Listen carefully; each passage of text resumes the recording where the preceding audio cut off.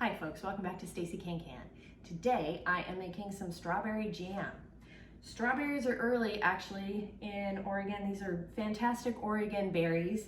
These aren't hood berries, hood strawberries, which are kind of my favorite because those are like little sugar cubes of candy. They're so sweet and delicious, but the flesh, it's very tender, and they make jam and jellies very easily because they're pretty soft. These are Charlie's, I forgot. I should know the name. I don't. My apologies. But they're beautiful. They were picked yesterday, and so I'm very excited. This is kind of the first batches of strawberry season this week. We've had really warm weather, so it's early, but we're going for it. So what you need for strawberry jam is you need 6 cups of strawberries mashed, which is about 12 cups of whole berries. So just keep that in mind when you're going to the grocery store. I do prefer more of the Oregon berries because they're red all the way through. They're just on the vine longer than the berries at other states, especially southern states. They grow quicker in southern states because they have more sun. In Oregon, they're on the vine a little bit longer, and so they sweeten up a lot better. They're not, sometimes some of the berries that you get, you cut them and they're hollow in the middle. These won't be hollow in the middle. You're also going to need 4 cups of sugar, which is a lot, but actually regular jam calls for more sugar than berries. So I am using a low sugar, no sugar pectin, which is what this is. I really love Sure-Jell pectin. It just works for me. It's a low sugar, no sugar. The ball has good pectin too, but I just so happen to use their recipe on the Sure-Jell.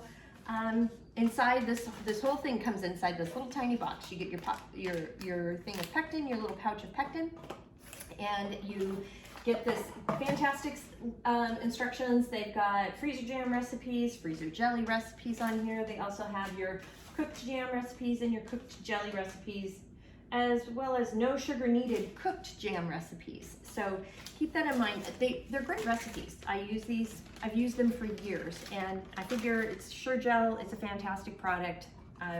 Works well for me. So you will also need, you're gonna need a paring knife, because you do, or some people have those like little strawberry stem grabbers that you can pop off. If you have one of those, use that. But you don't need to chop up the berries really, unless they're really big and you want to kind of slice some in half just to get them mushed. It's up to you. But other than that, you just need a knife to cut these off. And because you don't want the stems in there, you don't want the stems. As far as tools go, you need your funnel, you need your Headspace tool. We're doing a 1/4 inch Headspace today. Again, I like having a ruler handy just to make sure there's at least 1 inch of water over the jars in the canner, and then a lid lifter. I'm heating the lids, a ladle, and your jar lifter. You're also going to need some paper towels to clean the rim of your jars, which my jars are in the canner now, and your lids and your rings. So with all of that, let's go ahead and get started. First thing I do is I take these, a little container of these strawberries, throw them in my colander. I've rinsed them off real quick, and then I take the knife and I just cut the top off. And then some of these I do slice through. You'll notice some of these are a little bit hollow, but they do have this little middle piece that can be sort of hollow, but look at how red they are all the way through. Often with some of the berries, they're kind of white on the inside. These are really great. These are really good berries. So this is all you're doing. Some I cut in half, like these, the bigger ones, and throw them into a bowl. And some of these smaller ones, like this one, I'm not going to. I just take the stem off like so and throw them in the bowl. And just repeat. Look at how beautiful that is. Isn't that pretty? I forgot to mention we need a potato masher to smush the berries, or something to smush the berries. I use a potato masher. So here you just use your masher and get a little bit of an arm workout and smush your berries. And when I'm done here, I will put it into this container. This container does have a measurement system in here, so I've got to get it up to 5 cups of, or 6 cups of mushed berries. So once I get it up to 6 cups, then I'll quit mushing. And this is the consistency you need and how mushed they are. At least that's how I do it. You can make them chunkier if you want, but I like them kind of mushed down. I like enough in there that it's mushed, but not too much that you can't spread it. And this, just to let you know, I had 2 of these little boxes. Two of these boxes are in here, and this made just over 2 cups. So this gives you an idea. It's about 2 cups per container, or about a cup per container. This next step is very important. You want to prep your pectin. So I'm opening the pouch, putting it into a little dish here. Then I'm adding 1/4 of a cup of the pre-measured sugar, just 1/4 of a cup. And we're putting it into the pectin. And you want to give it a good stir. I always use a fork because I think it stirs up better than a spoon. So you just want to give it a good stir like so. And then, because it helps to keep the pectin from clumping when you're initially putting it in the pot. And then we're gonna go ahead and pour this in.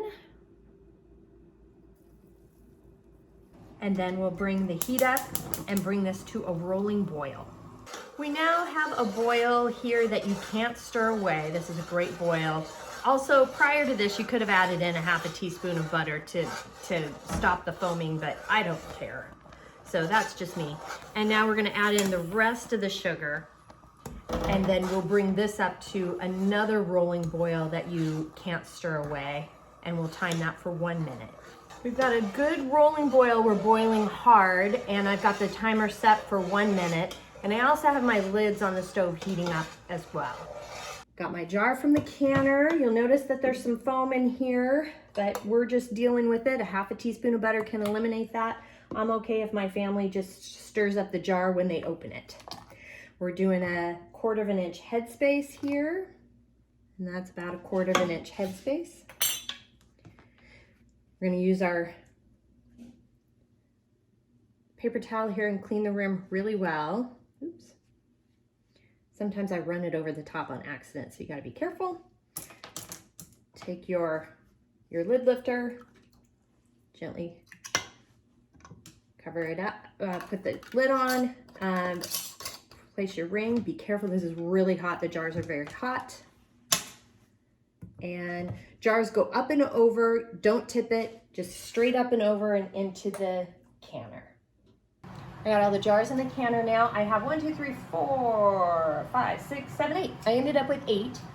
And I'm placing in this canner's got a little cover in there. It kind of helps keep everything evenly distributed. And then putting the lid on, I've got the heat up to high.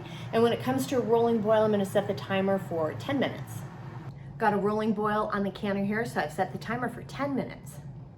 The 10-minute timer has gone off. We're gonna go ahead and carefully open the lid away from your face. We're gonna set the timer for 5 minutes to let these jars settle in the canner before taking them out. That does help with the sealing process. 5-minute timer has gone off, so we're gonna take the cover off here. And then we take the jam out one at a time. Look at that, isn't that pretty?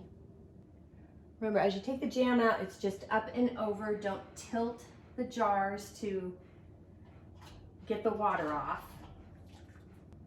And this is how you make strawberry jam. Thanks so much for joining me today. And the recipe is down below. Remember, I used the Sure-Jell Pectin Recipe. They were great recipes, but I've also printed out or copied it out, and it's down below too. Please like and subscribe below as well, or on my page. It does help. 2 have sealed. That's pretty exciting. I'm not sure if you could hear that or not. And but if you have any questions, comments, suggestions, feedback, concerns, by all means, please reach out to me. I'm on Facebook at Stacey CAN CAN. You can at me on Instagram and TikTok at Stacey CAN CAN. My website is www.staceycancan.com, and my email is info@staceycancan.com. Thanks so much again for joining me today, and until next time, happy canning.